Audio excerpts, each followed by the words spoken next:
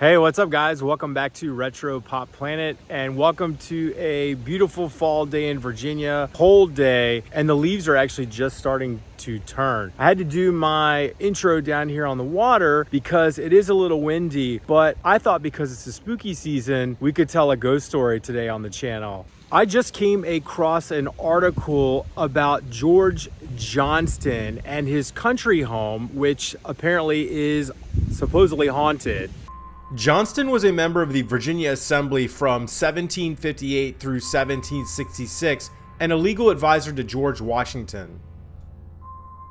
In fact, we're about less than maybe 8 miles from Mount Vernon, where George Washington lived. When George was in town, the other George Washington, would be at this home. According to documents in the Virginia Room at the Fairfax County Library, the property dates to a 1698 land grant to Richard Carpenter and then George Johnston, who built the house before he died in 1766. Several of George Johnston's sons fought in the Revolutionary War. In a property description on the Historic American Building Survey Inventory dated January 1971, there was a one-story wing to the house that was destroyed in a fire, and a black marble mantle in the drawing room, and an Italian pink mantle in the library. Now, I have read that this home was falling into disrepair. The county actually saved it and restored it over multiple years, and it was fully finished in 2012.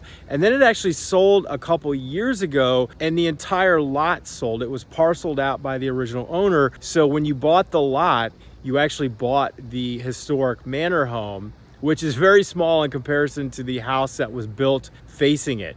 Now, it's a really weird little cul-de-sac that you're in. You actually are looking at the side and the back of the house. I didn't want to trespass on the people's property because I could see them looking at me through the window. So I'm gonna insert a couple of old photos of this home that you can see at least what the front of it looks like. Johnston died in 1776, possibly in the gun room of the house. The Johnston family sold the house in 1925 to A.B. Weddleford, and then came stories of a ghost appearing in the cedar grove that used to be on the property. On the second night of each month, the ghost was said to appear in the grove where there was a duel.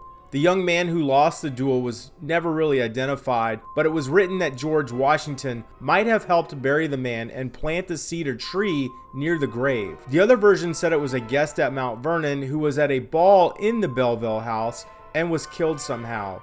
In 1964, the DJ Richard family owned the house and went up in the attic, saw the ghost out the window, and when they went to turn out the lights, all the lights in the house blew. Everyone in the neighborhood was said to have known about the ghost. Another young resident was said to have heard bumps in the night, an invisible rocking chair, and saw none other than George Washington sitting on the living room sofa reading a book.